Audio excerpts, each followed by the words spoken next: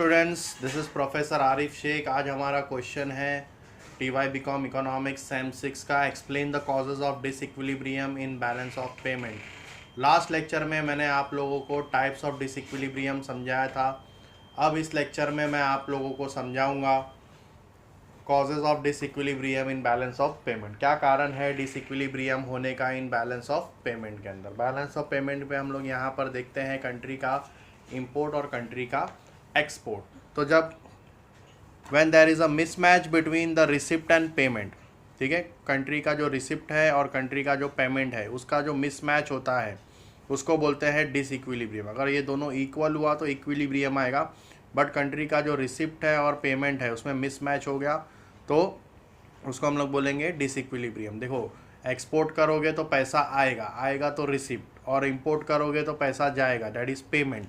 ठीक है, अगर कंट्री का एक्सपोर्ट ज़्यादा है तो वो दिखेगा आपको BOP सरप्लस।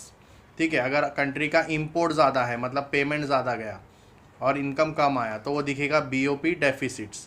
तो बैलेंस ऑफ पेमेंट डेफिसिट्स और सरप्लस, जब ये दो साइड आता है तो उसको हम लोग बोलते हैं mismatch between receipt and payment. वो इंडिकेट करता है situation of balance of payment disequilibrium.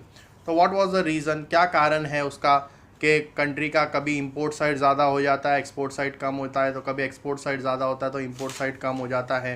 तो उसका पहला रीज़न है इकोनॉमिक फैक्टर। तो हम पहला इकोनॉमिक फैक्टर में देखेंगे imbalance between export and import.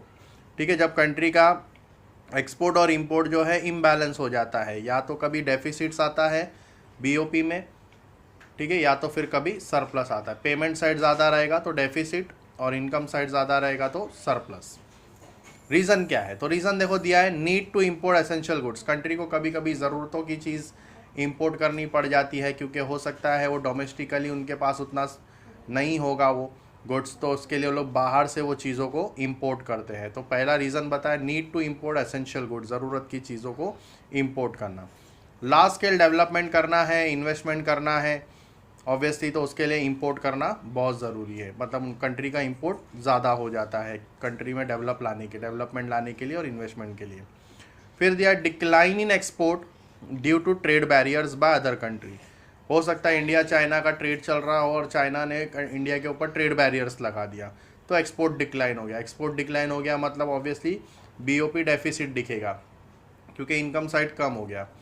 फिर साइक्लिकल फ्लक्चुएशन आया बिजनेस के अंदर, बिजनेस एक्टिविटीज़ के अंदर। कभी प्रॉस्पेरिटी फेज़ आता है, रिसेशन फेज़ आता है, डिप्रेशन फेज़ आता है। जैसे मैंने आप लोगों को लास्ट वीडियो में टाइप्स में उसका साइकिल बना के समझाया था। ठीक है, तो हो सकता है कि कभी बिज़नेस अप होगा तो एक्सपोर्ट ज़्यादा हो जाएगा, तो कभी बिज़नेस डाउन होता है तो इंपोर्ट करना पड़ता है। तो ऐसे ही बैलेंस ऑफ पेमेंट डेफिसिट और सरप्लस दिखाई देता है।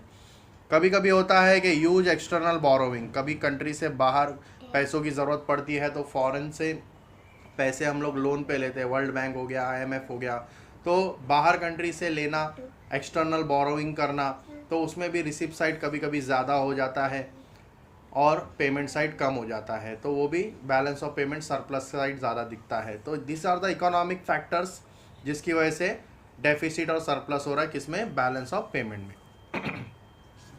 एग्जाम्पल देखो यहाँ पर दिया है, if a country experience decline in export, country के एक्सपोर्ट में डिक्लाइन हुआ है, the reason is due to availability of better substitutes it would adversely impact the current account balance.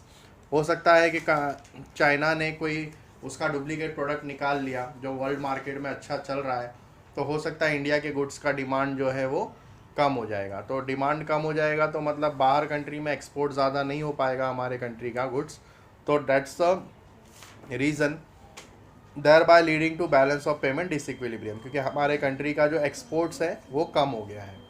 ठीक है, तो hope you understood the first point, economic factor आपको समझ में आ गया। अभी हम लोग आएंगे सेकंड पॉइंट की तरफ। जो हमारा सेकंड पॉइंट है that is a political factor.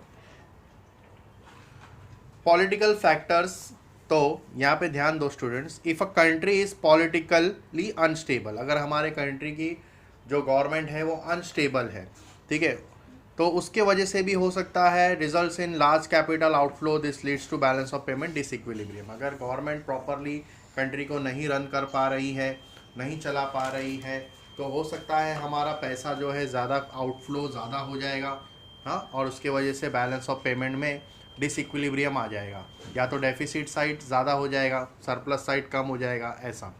तो चेंज इन फॉरेन पॉलिसी, हो सकता है फॉरेन पॉलिसी में कोई बदलाव आ जाए, हमारे जो कंट्री के दूसरे कंट्री के साथ संबंध है, कहीं कहीं कोई कंट्री ने ट्रेड बैरियर्स लगा दिया, गवर्नमेंट ने कोई ट्रेड बैरियर्स लगा दिया, तो उससे भी बैलेंस ऑफ पेमेंट जो है वो कंट्री का अफेक्ट हो जाएगा। पॉलिटिकल फैक्टर कैसे, क्या क्या चीज़ें हैं यहाँ पर इंक्लूड है, it's include level of political stability in the country. ये बहुत ज़रूरी है कि कंट्री के अंदर पॉलिटिकल स्टेबिलिटी होनी चाहिए। अगर पॉलिटिकल स्टेबिलिटी रहेगी, हमारी कंट्री सरकार अच्छी रहेगी, गवर्नमेंट अच्छी रहेगी, अच्छी पॉलिसीज़ बनाएंगी, तो ये हमारे कंट्री के लिए भी फ़ायदा होता है और कंट्री के अंदर जो बिज़नेस करते हैं उनके लिए, इंडस्ट्रीज़ के लिए भी बहुत फ़ायदा होता है, ठीक है। चेंज इन डिप्लोमेट पॉलिसी, अगर फॉरेन पॉलिसी में बाहर के जो संबंध होते हैं हमारे दूसरे देशों के साथ, वो भी अच्छे होने चाहिए, क्योंकि उनसे भी हमारा जब ट्रेड होगा तो वो कोई हमारे ऊपर ट्रेड बैरियर्स नहीं लगाएंगे, तो इससे भी हमारे जो बैलेंस ऑफ पेमेंट रहेगा वो बराबर रहेगा। तो अनस्टेबल होने की वजह से डिसइक्विलिब्रियम कॉज हो रहा है। नेक्स्ट दिया है social factor, change in fashion, taste, preference, high population growth, rapid urbanisation, change in consumption pattern. अगर कंट्री के अंदर ये सारी चीज़ें हो रही है, फैशन में बदलाव आया, टेस्ट में बदलाव आया, पॉपुलेशन ज़्यादा बढ़ गया, अर्बनाइजेशंस को बढ़ाना है, तो यहाँ पे इंपोर्ट और एक्सपोर्ट कहीं ना कहीं बहुत ज़्यादा अफेक्ट होंगे, और ये अफेक्ट होगा तो ऑब्वियसली बैलेंस ऑफ पेमेंट में डिसइक्विलिब्रियम आएगा। एग्जाम्पल दिया है यहाँ पे, रैपिड रेट ऑफ अर्बनाइजेशन, ठीक है, अगर अर्बनाइजेशंस को डेवलप करना है, अर्बन को डेवलप करना है, तो will result in higher demand for imports, तो इम्पोर्ट ज़्यादा करना पड़ेगा हम लोगों को बाहर कंट्री से, that's the cause of disequilibrium. Other factors, अगर इसके अलावा अगर मैं कुछ आपसे बात करूं कि और कौन से फैक्टर है बैलेंस ऑफ पेमेंट में डिसइक्विलिब्रियम आने के, तो यहाँ पे दिया हो सकता है अगर कंट्री में नेचुरल कैलामिटीज़ आ गई, जैसे अर्थक्वेक आ गया, फ्लड आ गया, तो उसके वजह से भी कहीं ना कहीं एक्सपोर्ट इंपोर्ट को अफेक्ट पड़ जाता है, तो डिसइक्विलिब्रियम आएगा। वॉर लाइक कंडीशन हो गया, अगर कोई दूसरे देशों के साथ में वॉर हो गया तो हो सकता है कि उसके वजह से भी कंट्री के अंदर डिसइक्विलिब्रियम आ जाएगा बैलेंस ऑफ पेमेंट में। टेक्नोलॉजी में बदलाव आ गया तो उसके वजह से, globalisation and corresponding change in international trading environment, दूसरे देशों के साथ में अगर हमारा ट्रेडिंग जो चल रहा था उसमें बदलाव आया तो हो सकता है कहीं ना कहीं बैलेंस ऑफ पेमेंट में डिसइक्विलिब्रियम आएगा। तो these and many other factors may also leads to imbalance in balance of payment account by the affecting demand and supply scenario. यही सारे रीज़न है बैलेंस ऑफ पेमेंट के अंदर, डिमांड एंड सप्लाई जो affect होता है उसकी वजह से इंपोर्ट और एक्सपोर्ट्स अफेक्ट होता है और उसकी वजह से डिसइक्विलिब्रियम कॉज होता है। तो hope you understood all the concept, आपको सारे कॉन्सेप्ट समझ में आ गए। नेक्स्ट वीडियो में हम लोग नेक्स्ट लेक्चर में मिलेंगे नेक्स्ट वीडियो के साथ। पसंद आया वीडियो तो लाइक करो, शेयर करो अपने फ्रेंड्स के साथ में, फिर मिलते हैं नेक्स्ट वीडियो में। That's all for today.